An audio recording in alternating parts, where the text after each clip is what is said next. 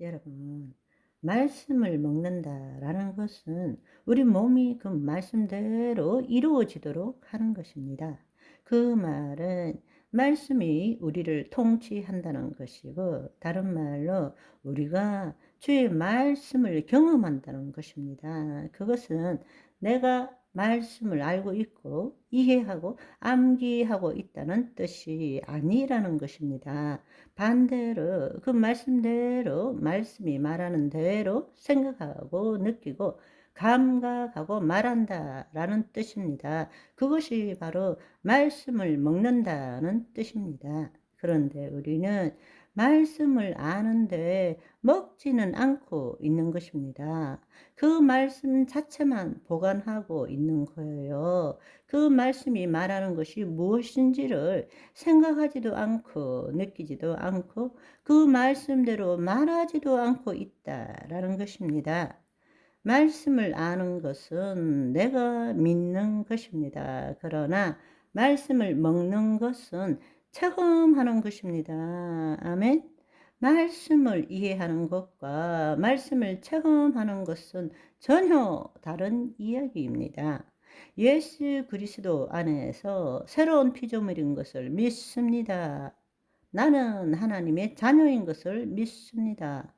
이 말씀을 우리 모두가 이해하고 믿고 있습니다. 그렇지만 그 믿음이 무슨 능력이 나타납니까?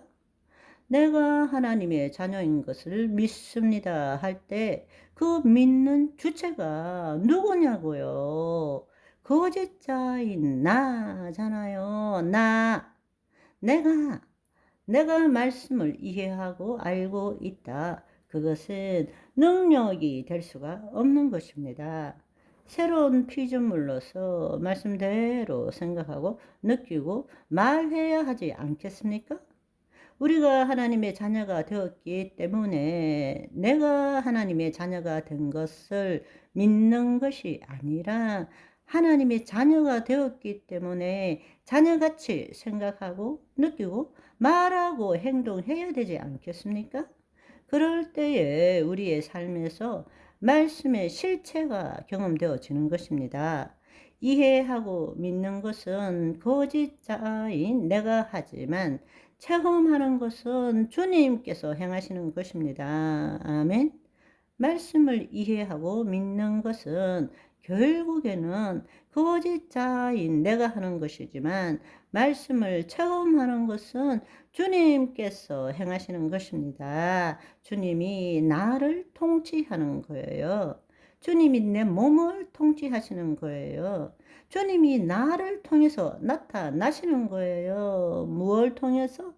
내 생각을 통해서, 내 감정을 통해서, 내 감각을 통해서, 내 말을 통해서. 아멘. 네네, 그렇습니다. 말씀이 우리 몸에 풀어져서 그 말씀대로 체험할 줄 알아야 합니다. 그것이 바로 하나님의 입으로 나오는 말씀을 먹고 산다라는 뜻입니다. 아멘. 떡을 먹어도 떡 자체가 남아있는 것이 아닙니다.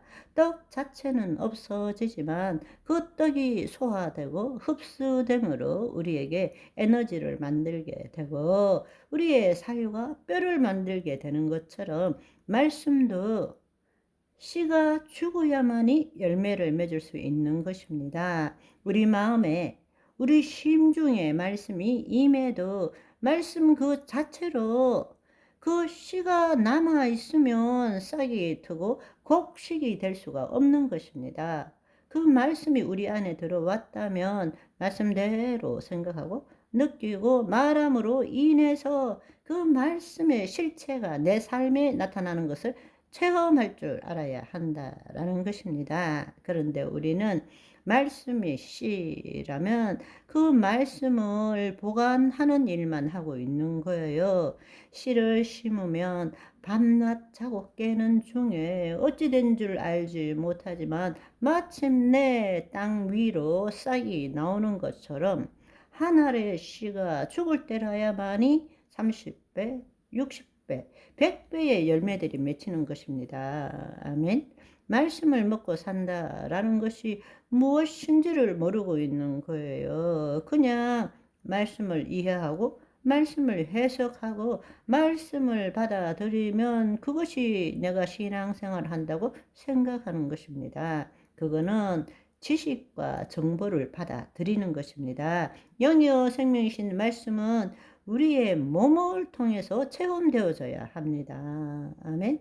우리의 혼이 하나님의 영 안에 거할 때 우리의 의식은 더 이상 자신의 경험과 지식에 기초한 생각과 감정을 선택하지 않게 되는 것입니다.